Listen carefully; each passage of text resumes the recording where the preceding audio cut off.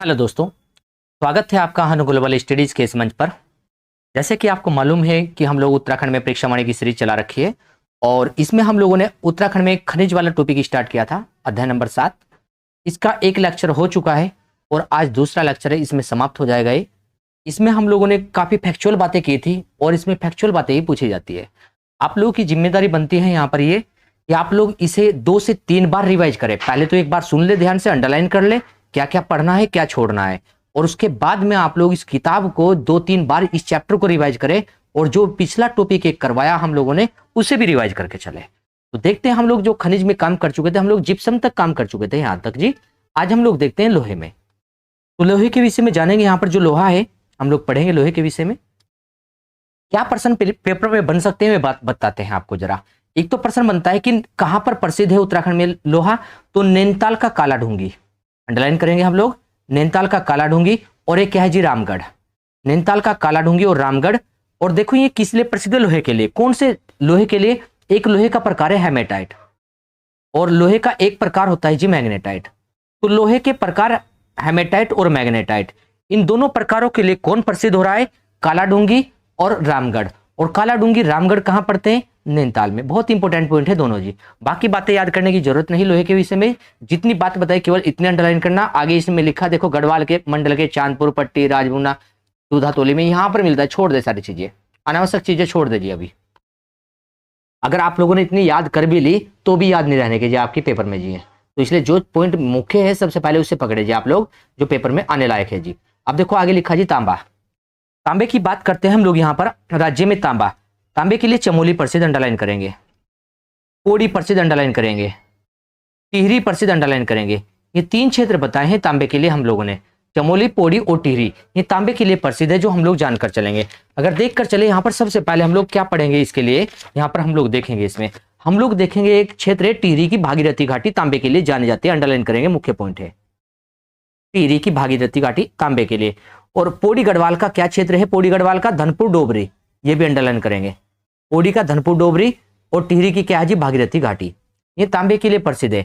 अब देखो जहां तांबा होता है, ये भी अंडरलाइन करना, जहां तांबा होता है वहां जस्ता भी निकलता है। तो तांबे के साथ जस्ता निकाला जाता है जहां तांबा होता है। इस कारण से तांबे और जस्ते को हम लोग जुड़वा खनिज कह सकते हैं। इन्हें हम लोग जुड़वा खनिज लिख सकते हैं, तांबा प्लस जस्ता को। जहां तांबा होता है वहीं पर क्या मिलता है जी, हमें जस्ता भी। तो टिहरी की भागीरथी घाटी और पौड़ी गढ़वाल का धनपुर डोबरी प्रसिद्ध है इसके लिए। अल्मोड़ा का कौन सा क्षेत्र है? झिरोली गांव। अल्मोड़ा का झिरोली गांव अंडरलाइन करेंगे, अल्मोड़ा का झिरोली गांव के समीप फलमंती पहाड़ी, इसे भी अंडरलाइन करेंगे। अगर फलमंती पहाड़ी ऑप्शन में नहीं हुआ तो झिरोली गांव मिलेगा, और झिरोली गांव भी हुआ और फलमंती पहाड़ी भी, तो फलमंती पहाड़ी मुख्य स्थान है, लगाकर चलने से। अल्मोड़ा के झिरोली गांव और फलमंती पहाड़ी के पास में हम लोग देखेंगे तांबा निकलता है। आगे देखिए बागेश्वर, अंडरलाइन करेंगे बागेश्वर को भी। बागेश्वर का थालीपाटन, तांबे के भंडार मिलते हैं यहाँ पर जी, बहुत इंपॉर्टेंट पॉइंट है जी। बागेश्वर का थालीपाटन, अल्मोड़ा का झिरोली फलमंती पहाड़ी और टिहरी का भागीरथी घाटी, पौड़ी का हम लोग पढ़ेंगे धनपुर डोबरी, तांबे के लिए प्रसिद्ध है। हम लोग लिख सकते हैं तांबा नगरी कौन है? हम लोग कहें कि तांबा नगरी। तांबा नगरी किसे कहें जी? तांबा नगरी हम लोग कहेंगे तांबा नगरी, यहां पर जानकर चलेंगे अल्मोड़ा को। अल्मोड़ा को हम लोग तांबा नगरी कहते हैं, अल्मोड़ा। तो अल्मोड़ा को तांबा नगरी के नाम से जानते हैं। चमोली का कौन सा क्षेत्र है जो तांबे के लिए प्रसिद्ध है? हम लोग देखेंगे नागनाथ, एक पोखरी, एक धमेती, धनपुर, मोहनखाल। एक बार पढ़ने में थोड़ा मुश्किल लगेगा आपको, 3-4 बार पढ़ोगे, और 3-4 बार ऐसा नहीं आज ही पढ़ोगे, 3-4 दिन तक लगातार जब भी भूलना स्टार्ट करो तभी आप लोग एक सप्ताह में 2 बार कम से कम रिवाइज कर दो इन्हें जी। इसलिए आप लोगों को चीजों को बता रहे कि इस प्रकार से पढ़कर चलोगे तो चीजें रुकती चलेंगी जी आपके मन में जी। तो इसलिए ध्यान रखना कि हमने कहा कि तांबा, तांबे के लिए चमोली का क्षेत्र, तांबे के लिए टिहरी का क्षेत्र, तांबे के लिए पौड़ी का क्षेत्र, अल्मोड़ा का क्षेत्र और बागेश्वर का क्षेत्र। ये सारे क्षेत्र तांबे के लिए क्यों पढ़ने हैं हमें? क्योंकि कभी कभी कोई भी एक क्षेत्र उड़ जाता है और पूछ लेता है कि ये क्षेत्र किस खनिज के लिए जानते हैं, तो हम लोग कहेंगे ये सारे क्षेत्र तांबे के लिए हैं। आगे देखो प्रश्न को जरा ध्यान देंगे आगे, यहाँ पर जी आगे लिखा जी सिलिका सैंड, सिलिका सैंड लिखा हुआ जी, आगे ध्यान दे जरा। सिलिका सैंड, ये सिलिका सैंड क्या है? शीशा, शीशे का हम लोग देखें, एक शीशे का अयस्क है, हम लोग शीशे का अयस्क बोले, शीशे का अयस्क कौन मिलेगा? शीशे का अयस्क, सिलिका सैंड भी है शीशे का अयस्क, और क्या है जी गैलेना, गैलेना भी शीशे का अयस्क है। दोनों याद रखेंगे शीशे के अयस्क में, एक तो गैलेना याद रखेंगे, एक सिलिका सैंड याद रखेंगे, तो शीशे के अयस्क दोनों है, गैलेना भी और क्या जी यहाँ पर जी सिलिका सैंड भी। अब सीसा सर्वाधिक मात्रा में कहाँ मिलता है, पिथौरागढ़ को ही अंडरलाइन करें केवल अभी, और उसके बाद देखिए अल्मोड़ा को, पिथौरागढ़ और अल्मोड़ा को यहां पर देखकर चले। अब जाने जरा पिथौरागढ़ का कौन सा क्षेत्र शीशे के लिए प्रसिद्ध है, तो चंडाक, देवलगढ़, रालम, भैंसवाल, चारों क्षेत्र मुख्य है जी, चारों क्षेत्र मुख्य है यहाँ पर शीशे के लिए पिथौरागढ़ के, चंडाक, देवलगढ़, रालम और भैंसवाल। इससे ये भी पहचान हो जाएगी आपको कि कौन सा क्षेत्र किस जिले में है। अल्मोड़ा का कौन सा क्षेत्र प्रसिद्ध है, राई, चेनापानी, पट्टीखराई और विलोन, अंडरलाइन करेंगे। एक देहरादून जिले को भी अंडरलाइन रखेंगे, देहरादून, देहरादून की टोंस घाटी का क्षेत्र पड़ेगा। टोंस घाटी में कुमाबरेला और मुघोला क्षेत्र है। ये दोनों क्षेत्र किसके लिए जाने जा रहे हैं, शीशे के लिए। सबसे ज्यादा प्रसिद्ध स्थान बताए शीशे के लिए तो कुमाबरेला और मुघेला क्षेत्र है, लेकिन शीशा सर्वाधिक पिथौरागढ़ में होता है, लेकिन प्रसिद्ध है जी ये क्षेत्र यहाँ पर शीशे के लिए। हम लोग जानकर चले, देहरादून की टोंस घाटी प्रसिद्ध है, राई, चेनापानी, पट्टीखराई, विलोन हम लोग देखे कहां से, अल्मोड़ा, और चंडाक, देवलगढ़, रालम, भैंसवाल कहां पर है, पिथौरागढ़ में। किसके लिए प्रसिद्ध है, शीशे के लिए, जाने जा रहे शीशे के लिए। उसके बाद देखो जी ग्रेफाइट को, ग्रेफाइट को देखो जरा, हम लोग ग्रेफाइट को जानेंगे यहाँ पर जी। ग्रेफाइट, ग्रेफाइट में देखो राज्य के अल्मोड़ा में ग्रेफाइट, ग्रेफाइट अल्मोड़ा में मिलेगा ग्रेफाइट जी। अब देखो ग्रेफाइट अल्मोड़ा में प्रसिद्ध है, और ग्रेफाइट का प्रयोग किस लिए करते थे, देखो ग्रेफाइट किसका अप्रूफ है, अंडरलाइन करेंगे, कार्बन का एक अप्रूफ है। इंपोर्टेंट पॉइंट है जी ये कि ग्रेफाइट किसका अप्रूफ है, तो कार्बन का, देखकर चलेंगे कार्बन का अप्रूफ क्या है जी, ग्रेफाइट, जिसका उपयोग किसमें करते हैं, पेंसिल बनाने में, और किसमें, स्नेहक के रूप में करते हैं। दोनों पॉइंट इंपोर्टेंट है। पेंसिल, पेंसिल का लैड किसका बना होता है, जो सिक्का निकलता है आगे हम लोग देखते हैं, तो पेंसिल का लैड किसका बना होता है, ग्रेफाइट का बना होता है, अंडरलाइन करें। स्नेहक के रूप में भी इसका काम करते हैं, जो हम लोग पढ़ेंगे यहाँ पर, दोनों को याद रखना। कुछ फैक्चुअल डाटा है जो बता रहे हैं आप लोगों को। तो ग्रेफाइट कहां पर है, अल्मोड़ा में। बेस मेटल में क्या पढ़े, बेस मेटल में पढ़ना है आपको केवल अल्मोड़ा, अल्मोड़ा जिला प्रसिद्ध है, केवल इतना पढ़ना बेस मेटल में। पाथर पटाल में क्या पढ़ना है, अल्मोड़ा जिला केवल पाथर पटाल में, और पाथर पटाल उत्तम प्रकार का पाथर पटाल अल्मोड़ा में मिलता है। पटाल का उपयोग किस लिए करते हैं, ये भी याद रखेंगे, उपयोग मकानों की छतों में, आंगन में, नालियों और सड़कों आदि के निर्माण में पाथर व पटाल का प्रयोग करते हैं, अंडरलाइन करके चलेंगे। हमें इसका उपयोग भी याद रखना है। बेस मेटल को याद रखना है, अल्मोड़ा मिलता है बेस मेटल, पाथर पटाल भी अल्मोड़ा में। अब देखो अल्मोड़ा में जो जो पढ़े आप लोगों ने, वे सारे एक ही स्थान पर लिखने की अल्मोड़ा में क्या क्या मिलता है। हमने कहा ये अल्मोड़ा है, आप लोगों को लिखेंगे में नहीं तो मन में याद करना है एक ही स्थान पर। बेस मेटल, बेस मेटल हमने पढ़ा, और क्या पढ़ा, ग्रेफाइट, ग्रेफाइट हमने पढ़ा, और क्या पढ़ा जी इसमें, हमने पाथर व पटाल पढ़ा, पाथर व पटाल पढ़ा। ये सारे कहां पर है, अल्मोड़ा में। और पीछे क्या पढ़ा था अल्मोड़ा में, मुख्य था मैग्नेसाइट, हमने पीछे भी पढ़ा था मैग्नेसाइट। तो सारे स्थान आप लोगों ने जो भी पढ़े, जो अल्मोड़ा के होंगे वे एक स्थान पर करें, जो देहरादून के होंगे वे देहरादून में करें, और जो हमारे अलग मिलेंगे पिथौरागढ़ के तो पिथौरागढ़ में करें। इस प्रकार से याद करेंगे जी आप।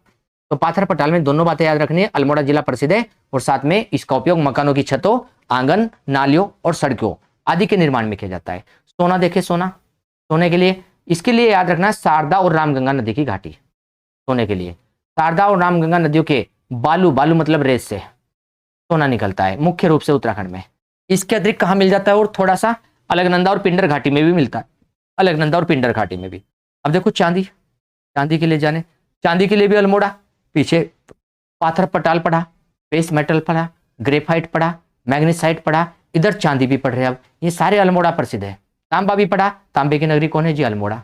अब देखो टीन, टीन कहाँ मिलता है, चमोली, टीन मिलेगा चमोली, इंपोर्टेंट है पॉइंट ये भी।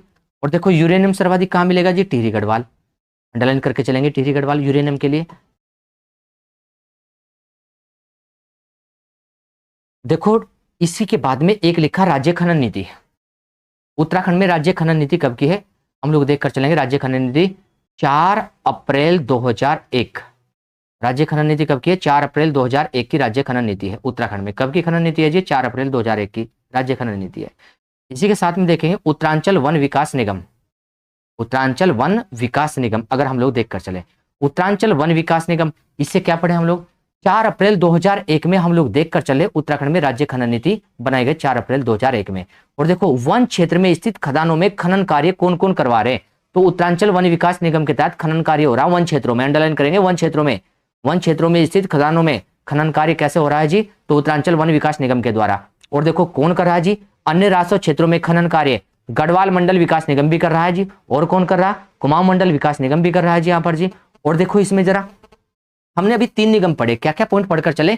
तो राज्य खनन नीति में पढ़ेंगे 4 अप्रैल 2001, राज्य खनन नीति में पढ़ेंगे 4 अप्रैल 2001 को पढ़कर चलेंगे राज्य खनन नीति में हम लोग जी। उत्तरांचल वन विकास निगम को पढ़ेंगे, गढ़वाल मंडल विकास निगम को पढ़ेंगे, कुमाऊं मंडल विकास निगम ये काम करा रहे हैं जी। और कब से है राज्य खनन नीति? 4 अप्रैल 2001 से जी। अब देखो नई खनन नीति कब आई है? तो 31 मई 2023 अंडरलाइन करेंगे को राज्य सरकार द्वारा उत्तराखंड उप खनिज 31 मई 2023 हमारे पास नई बुक की पीडीएफ है, आप लोग ऐड करते चलना कि नियमावली जारी की गई। तो 31 मई 2023 को नई नियमावली आई है, हम लोग देखकर चलेंगे यहाँ पर जी। और जिसमें क्या किया गया कि इस नीति के तहत खनिज निधि की स्थापना की गई है। खनिज निधि में क्या करते हैं? राजस्व मतलब टैक्स का 5% मुख्य खनिजों से टैक्स आएगा, 5% टैक्स जो मिलेगा मुख्य खनिजों से मिलेगा, और बाकी 5% टैक्स किससे मिलेगा? उप खनिजों से मिलेगा। 5% मुख्य खनिजों से और 5% किससे मिलेगा? उप खनिजों से टैक्स मिलेगा यहाँ पर। तो हम लोग देखकर चलेंगे इस टैक्स को जरा, ठीक है जी। जिला खनिज फाउंडेशन न्यास देखेंगे इसमें जरा, इसमें क्या आपको पढ़ना है हम लोग पढ़ेंगे। इसमें जो पॉइंट आपके लिए आवश्यक होगा, देखो इसमें क्या कहा, खनन से प्रभावित क्षेत्रों के विकास कार्य हेतु हम लोग देखकर चलेंगे खान और खनिज विकास विनियम अधिनियम 2015 के दिशा निर्देशों प्रदेश के प्रत्येक जनपदों में जिला खनिज फाउंडेशन न्यास की स्थापना की गई। तो हम लोग देखेंगे कौन से अधिनियम के तहत जिला खनिज फाउंडेशन न्यास बनाए।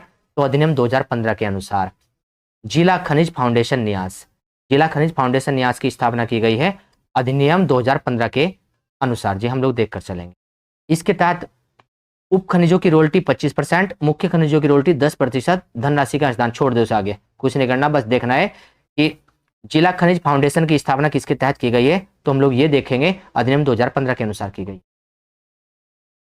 वन स्टेट वन रॉयल्टी पुरानी बुक में नहीं है, नई बुक में दिया है, तो ध्यान रखना इसमें क्या पढ़ेंगे हम लोग। One state one royalty, one state one royalty कब की है? 2023 में नीति लाई गई है, ये अंडरलाइन करेंगे कि वन स्टेट वन रॉयल्टी की नीति उत्तराखंड में कब आई है? 2023 में। कुछ एक्चुअल डाटा दे रहे हैं बस आपको जी, जो आवश्यक है। अगर इनकी डिटेल आपको बताने लगे वहां से पर्सन एक नहीं घूमने का, और आप लोग नहीं पढ़ नहीं पाने के। आप लोग कब तक याद रखोगे उन्हें? कितनी बार पढ़ोगे फिर वहां पर जी? फिर टाइम जायज होगा, आप लोग अच्छी चीजें नहीं पढ़ पाएंगे। इसलिए मेन चीजें आपको देकर चले, पहले उस पर फोकस बनाए जो आप लोग। जो वन स्टेट वन रॉयल्टी नीति कब आई है? 2023 में। अब देखो प्रदेश की आय के प्रमुख स्रोतों में शामिल खनन की रॉयल्टी दरों में एक रूपता लाने के उद्देश्य से राज्य में वन स्टेट वन रॉयल्टी नीति लाई गई। इसके तहत क्या होगा? इस नीति में प्रदेश में शासन प्रशासन की अनुमति के पश्चात निजी पट्टों पर भी खनन का कार्य होगा। इसने क्या कहा कि शासन प्रशासन से अनुमति लेने के बाद अपने जो निजी पट्टे हैं, अपने जो पट्टे हैं, जो भूमि है, अपने पट्टे, उन पर भी खनन कार्य हो जाएगा। अब देखो इसने लिखा उन पर भी खनन कार्य का प्रबंध किया जाएगा, निजी पट्टों पर भी। इस नीति में ये कहा गया। और साथ में क्या कहा गया यहाँ पर जी? देखो जरा, जो आवश्यक है केवल उतनी बातें छोड़ देंगे, बाकी बातें इसमें आगे देखो जरा। आगे देखो, प्रदेश की 4 नदियों, अंडरलाइन करेंगे इसे, प्रदेश की 4 नदियों में खनन की पर्यावरण को मंजूरी मिली है। 4 नदियां कौन सी होगी और कब मंजूरी मिली? हम लोग देखकर चलें। केंद्रीय वन और पर्यावरण मंत्रालय ने 23 फरवरी 2023 को राज्य की 4 नदी के नाम शारदा नदी, गोला नदी, कोशी नदी, दाबका नदी में अगले 5 वर्षों के लिए महत्वपूर्ण खनिजों, रेत, बालू, बोल्डर खनन निकासी पर्यावरण को मंजूरी दी गई है। अब प्रश्न क्या बनेगा? ये जो नीति लिखी है 4 ऑप्शन आपको इस प्रकार से मिल जाएंगे वहां पर कि कौन सा हम लोग देखकर चले। इस नीति कौन सी नदी यहां पर देखकर चलेंगे शामिल नहीं है, जिसे अभी हाल ही में केंद्रीय वन पर्यावरण मंत्रालय ने मंजूरी दी है वहां पर खनन करने के लिए। रेत, बालू, बोल्डर से हम लोग देखें वो निकाल सकते हैं, खनन और निकासी कार्य की मंजूरी मिले। तो 4 नदियों के नाम अंडरलाइन करेंगे, एक नाम शारदा, गोला, कोशी और दाबका नदी। इस प्रकार से आप लोग देखकर चलना। तो ये केवल अंडरलाइन करवाया हमने आप लोगों को, और हो सकता है कि आप लोगों ने अंडरलाइन अच्छे से किया हो यहाँ पर जी, लेकिन हम उम्मीद करेंगे आप लोगों से कि आप लोगों ने इससे पिछले वाला लेक्चर देख करके उसे याद किया होगा, और आज वाला जो लेक्चर लिया हम लोगों ने इसे भी आप लोग अच्छे से रिवाइज करना। लेकिन इसे साथ में जब पढ़ोगे तो पिछले वाला जो पढ़ा था लेक्चर, दोनों को एक साथ में पढ़ करके चैप्टर समाप्त करना आप लोग। जैसे ही चैप्टर समाप्त हो जाएगा तब आप लोग खुद से भी सवाल करना कि आप लोगों से कितने सवाल हो पा रहे हैं यहाँ पर जी। अब हम लोग भी आप लोगों से देखते हैं, जरा आप लोगों ने पिछले लेक्चर के सवाल पढ़े थे या नहीं पढ़े थे, कुछ पॉइंट सुन लेते हैं आप लोगों से, तो ध्यान देना जरा आप लोग जी, बताकर चलना हमें प्रसन्न जी। आप लोग बताएंगे कि कैल्शियम सल्फेट की मात्रा किस में पूर्ण मिलती है, पर्याप्त रूप में मिलती है कैल्शियम सल्फेट की मात्रा किस में मिलती है? तो हम लोग कहेंगे यहाँ पर जी जरा खड़िया में पर्याप्त मात्रा पाई जाती है यहाँ पर जी। तो देखकर चलेंगे यहाँ पर जी कैल्शियम सल्फेट की। एक आप लोग हमें बताएंगे कि कोमल खनिज के नाम से किसे जानते हैं? तो आप लोग कहेंगे टोल्क या सोपस्टोन को कोमल खनिज कहते हैं। हमें बताकर चलना आप लोग कि संगमरमर के पर्याप्त भंडार उत्तराखंड में कहां पर है? तो आपका जवाब होना चाहिए कि मंसूरी में। आप लोग हमें एक प्रश्न और बताएं कि क्रीम रंग का भारी और सख्त चूना पत्थर कहां मिलता है? तो आप लोग जवाब देकर चलेंगे मंसूरी में। अच्छा, चूना पत्थर से क्या तैयार कर लेते हैं हम लोग? तो आपका जवाब होना चाहिए सीमेंट। तो आप लोग ये बताइए कि उत्तम किस्म का चूना पत्थर या डोलोमाइट कहां मिलता है? तो आपका जवाब होना चाहिए पीपलकोटी। तो मंदारण क्षेत्र बताइए किस खनिज के लिए प्रसिद्ध है? मंदारण। तो आपका जवाब होना चाहिए, यहां पर हम लोग कहेंगे इसे किस लिए प्रसिद्ध है? चूना पत्थर के लिए। आप लोग ये बताइए कि तापरोधी वस्तुओं के निर्माण में किस खनिज का उपयोग करते हैं तापरोधी वस्तुएं बनाने में? आपका जवाब होना चाहिए एस्बेस्टोस। आप लोग हमें ये बताइए मूर्खों का सोना किसे कहते हैं? तो आप लोग का जवाब होना चाहिए माक्सिका या पाइराइट्स। तो देखिए जरा, यदि आप लोगों से प्रश्न नहीं निकल पा रहे या कुछ प्रश्न निकले हैं और कुछ आप लोग नहीं कर पाए हैं, तो आवश्यकता है दोबारा से रिवाइज की। एक बार पिछले क्लास जो देखी थी आप लोगों ने और जो अंडरलाइन की थी बुक को दोबारा से पढ़े, और इस बुक में हम लोग देखते हैं आज के लेक्चर को अंडरलाइन करके फिर इसे कंप्लीट पढ़े। तो इस प्रकार से आप लोगों की तैयारी एक सही रूपरेखा में हो जाएगी यहाँ पर जी। तो मिलते हैं नेक्स्ट क्लास में, और ध्यान रखिए आप लोग अच्छे से तैयारी करते रहिए यहाँ पर जी। धन्यवाद।